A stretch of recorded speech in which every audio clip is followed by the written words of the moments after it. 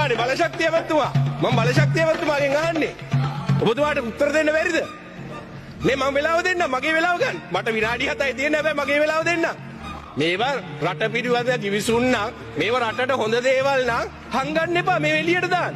එයි බලශක්තිය ඇමතුමාගේ විතරක් කටවහලා තියෙන්නේ. අර රිලවගෙන් පස්සේ කටවහලාද? ඉන්න පිස්සු නෑ. අද විෂයක් තියෙනවා කතා කරන්න. හරි විමල් එතකොට විමල් රත්නායක ඇමතුමා මම නැගිටින වෙලාවට ඔබතුමා නැගිටින ඔබතුමාට පිස්සුද එතකොට? දැන් එතකොට අනිත් ඇමතිවරුන්ට නැති පිස්සුවක් ඔබතුමාට තියෙනවද? මොකද මගේ හැම කතාවටම ඔබතුමා නම් නැගිට්ටා. ගරු නෙවෙයි ඇමතුමා. දැන් ඔබතුමාලගෙන් දැන් මාස ගාණක් තිස්සේ ඉන්දියාවත් එක්ක අස්සම් කරපු MOU ඉස්සෙල්ලුවා මේ ඔක්කොම හංගනවා. ගන්නම ගරු මේ සභාපතිතුමා ඔබතුමා මේ පැත්තේ විතරක් විවාද ගතාවල කියන්න එපා. දැන් එහා පැත්තේ තුන් දෙනෙක්ගේ කතාව අහන් හිටියා. විවාදයකට අදාළ කිසි දෙයක් කතා කරේ නෑ. හැබැයි ඔබතුමාම කොයිද හිටියේ වෙලාව? අපි ඒක අවසන් කරමු. අපි ඒක අවසන් කරමු. ආණ්ඩුවට විපක්ෂයට ජනතාවට තුන් විදියකට නීතිය ක්‍රියාත්මක වීම.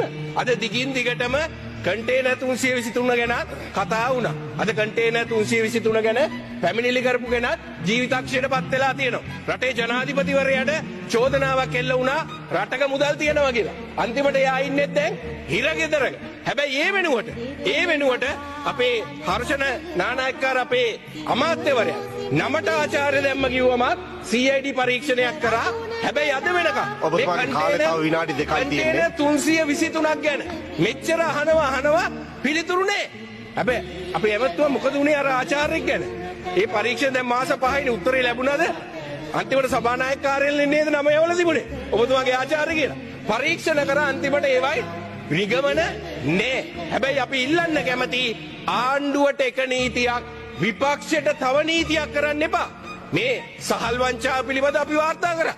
කෝටි 200ක සහල් වංචාවක් වෙලා තිබුණා ආනයනය කරපු සහල් පිළිබඳ. මේ පිළිබඳ කිසි ප්‍රශ්නයක් පරීක්ෂණයක් නෑ. කන්ටේනර් වලින් 323 පන්නලා තියෙනවා රතු ලේබල් තියපුවා.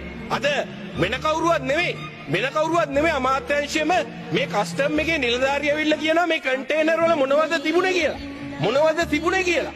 දන්නේ නැහැ කියලා. ඒ පිළිබඳ පරීක්ෂණයක් නෑ.